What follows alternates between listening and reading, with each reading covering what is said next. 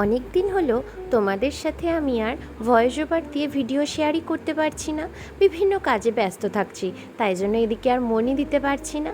তো আজ অনেক দিন পর আবার ভয়েস ওভার দিয়ে ভিডিও বানাচ্ছি। কালকে তোমাদের সাথে একটা নিরামিষ থালি শেয়ার করেছিলাম, দেখেইছিলে কত সুন্দর।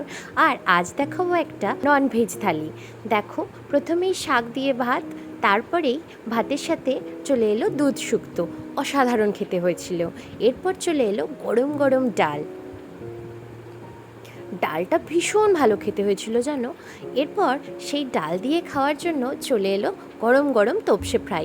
মাছটা এত ফ্রেশ ছিল কি বলবো, আর এত গরম ছিল খাবারগুলো, তো গরমের জন্য তো আরও বেশি ভালো টেস্ট লাগছিল। এরপর চলে এলো পাবদা মাছ। মাছটা এত সুন্দর খেতে ছিল সে আর বলার কথা নয়। আর এই গ্রেভিটাও বানিয়েছিল দারুণ সুন্দর। আর জানো, আর একটা মজার পার্ট হচ্ছে মাছটায় পেট ভর্তি ডিম ছিল।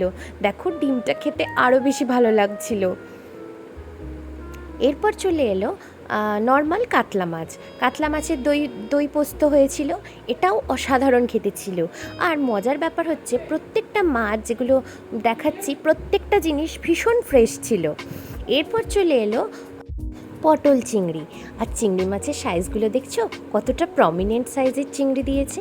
আর প্রত্যেকবার হাতায় উঠছিল, কিন্তু বেশ পটল চিংড়ি আলু সব কিছু একদম ঠিকঠাক পরিমাণে উঠছিল।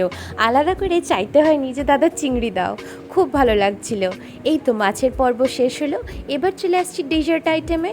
দেখতেই পাচ্ছ একটা মালাই মিষ্টি ছিল, যেটা খেতে ভীষণ সুন্দর ছিল। এর সাথে ছিল একটা খুব সুন্দর সন্দেশ। তারপরেই চলে এলো চাটনি, পাঁপড়, এরপর পান আর আইসক্রিম। এই অবধি।